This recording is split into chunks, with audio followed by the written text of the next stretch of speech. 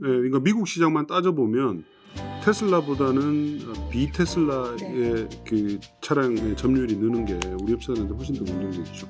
그러니까 북미에서 일어나는 다양한 변화들은 한국 업체가 그냥 온몸으로 다 수혜를 보는 거예요.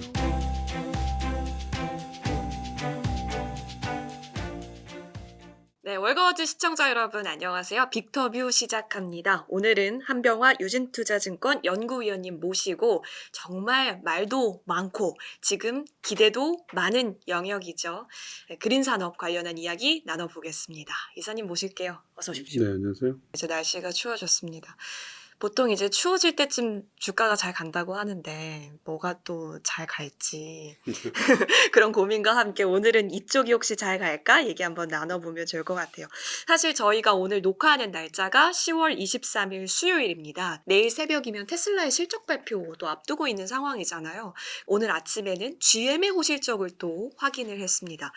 아니나 다를까 이제 2차 전지주들이 바닥은 좀 잡은 것 같다라는 인식이 좀 퍼진 상태에서 이런 기업들의 실적 발표 확인하면 주가 모멘텀은 충분히 또 나타날 수 있지 않을까 싶은데 현재 구간은 어떻다고 보세요?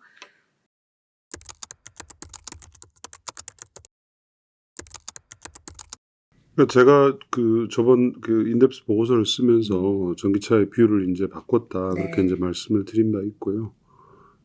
올해까지는 업체들의 실적이 올 3, 4분기까지는 좋지는 않습니다. 왜냐하면 우리 배터리 업체들의 고객사인 전기차 업체들이 판매가 그동안 부진했기 때문에 지금 이제 재고를 축소하는 소재나 배터리 재고를 축소하는 과정에 있거든요.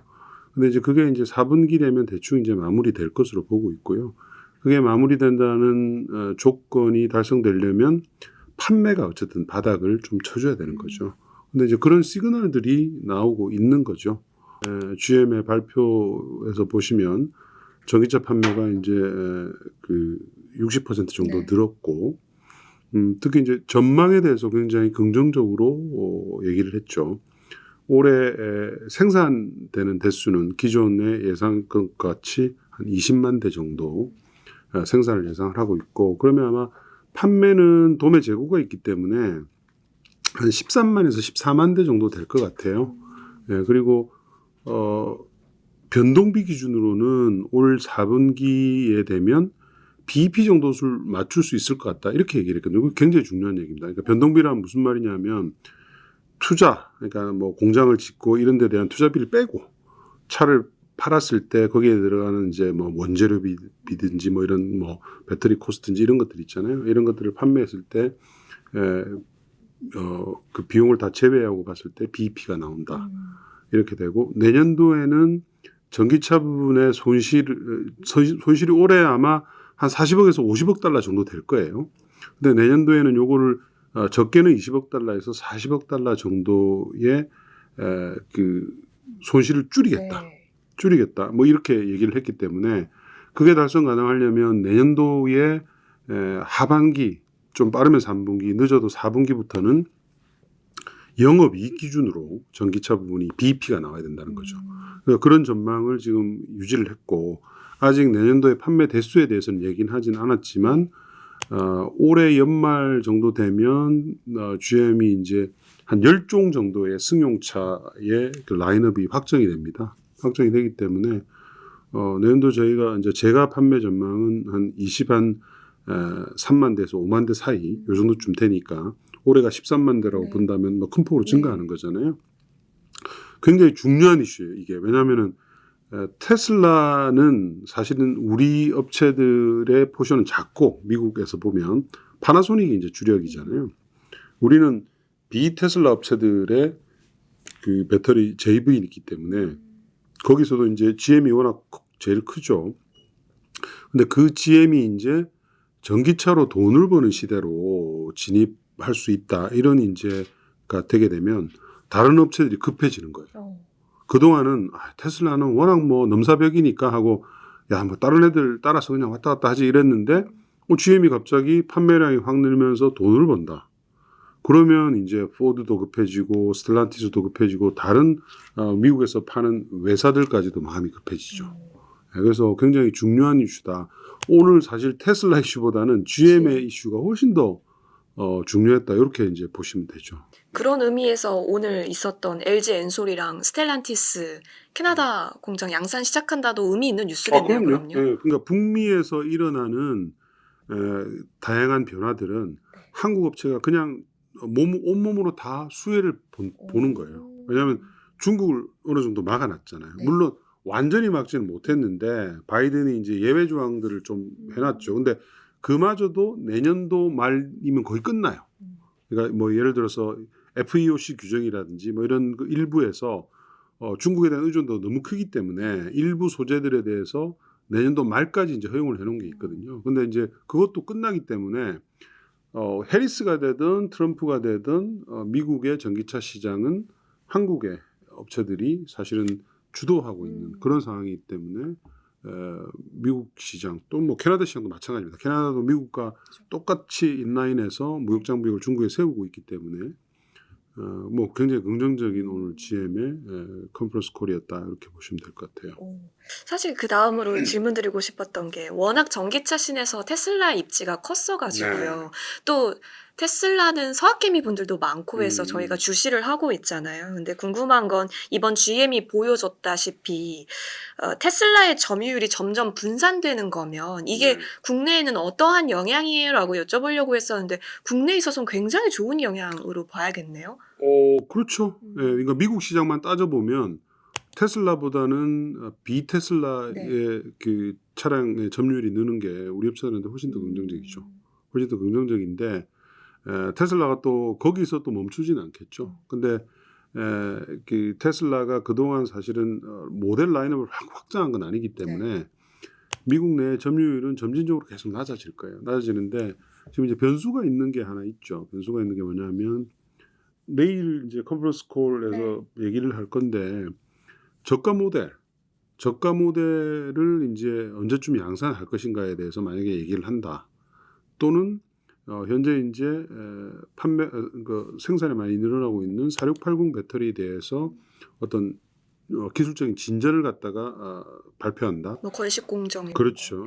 양극에 대한 건식 공정 이런 것들이 만약에 이제 구체화된다면 그거는 테슬라가 다시 한번 치고 갈 수 있는 그런 이제 영역이고. 근데 좋은 것은 테슬라가 발표하게 되는 저가 모델이라든지 뭐 4680에 대한 뭐 이런 기술적인 진보라든지 이런 것들은 우리 업체들도 뭐 예를 들어 LG를 통해 가지고 좀 혜택을 누릴 수 있는 부분이기 때문에 그 부분도 뭐 사실은 나쁜 이슈는 아니다. 뭐 그렇게 이제 보시면 될 것 같아요.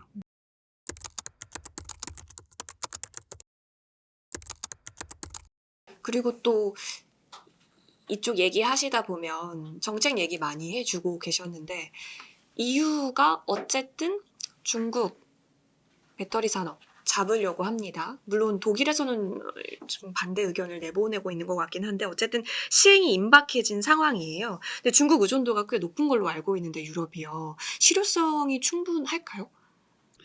EU가 현재 중국에 대해서 견제하는 것은 배터리가 아니고요. 전기차. 전기차. 중국에서 만들어지는 전기차에 대해서 이제 수입 규제를 하게 되는데 무역 장벽을 세워서 배터리는 이제 아직은 아니죠. 다만 이제 그렇게 규제를 하게 되면 간접적으로 우리 배터리 업체들한테는 영향을 미치죠. 중국산 전기차가 유럽으로 많이 못 들어가게 되면 우리 배터리가 달린 자동차 뭐 현대나 기아 또는 유럽의 자동차가 조금이라도 더 팔릴 거니까 간접적인 이제 영향이 있고요. 이번 건으로 해서 중국의 그 유럽에 대한 어떤 그 점유율 확대라는 이런 것들이 심각하게 타격받지는 않을 거예요. 가격 차이가 워낙 많이 나기 때문에 아마 초기에는 그 관세를 감수하고 수출을 하게 될 것이고 유럽 영내에 이제 생산 시설을 확대를 하게 되겠죠.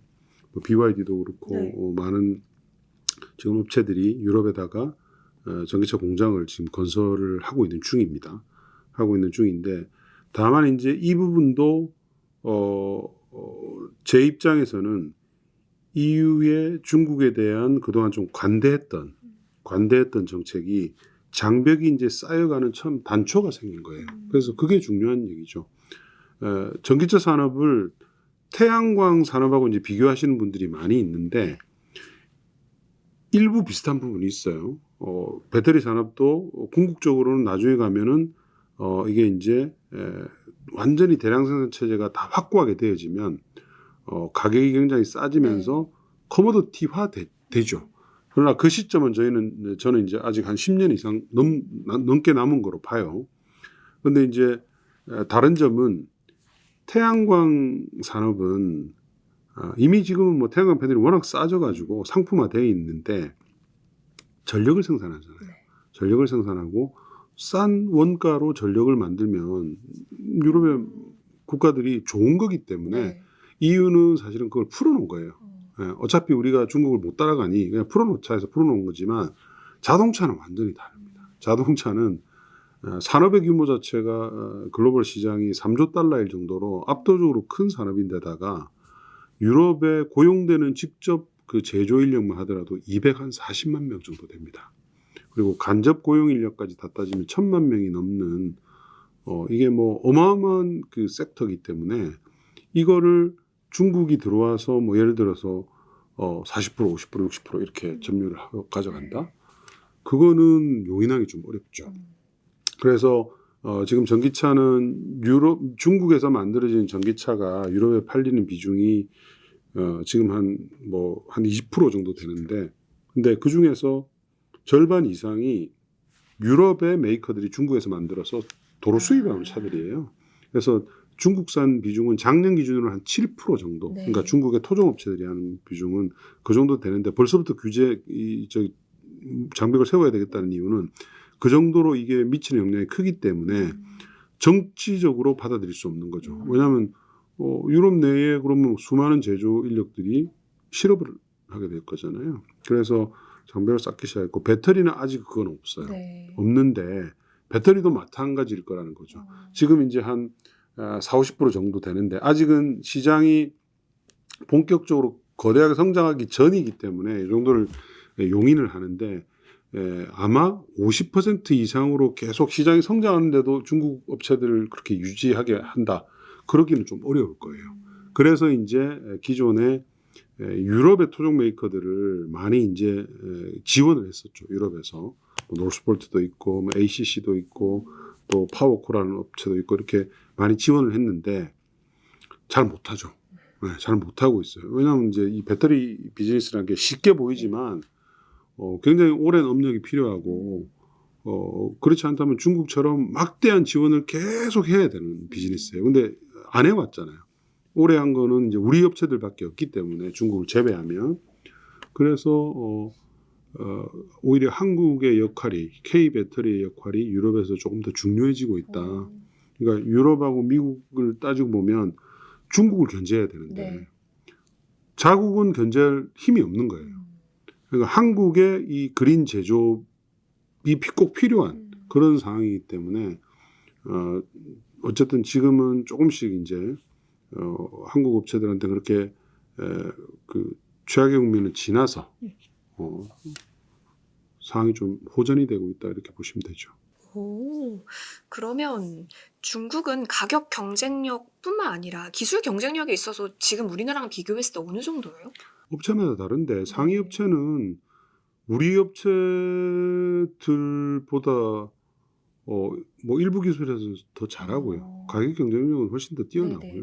뭐 그럴 수밖에 없습니다. 1년에 차를 전 세계 팔리는 전기차의 60%를 중국이 자체적으로 만드는데 배터리가 당연히 발전하죠. 발전하기 때문에 그거는 뭐 인정을 하고 넘어가야 되는 거고요. 다만 이제 정책적으로 정치적으로 중국이 이 자동차 산업의 헤게모니를 전기차를 통해서 가져가는 것을 용인하지 못한다.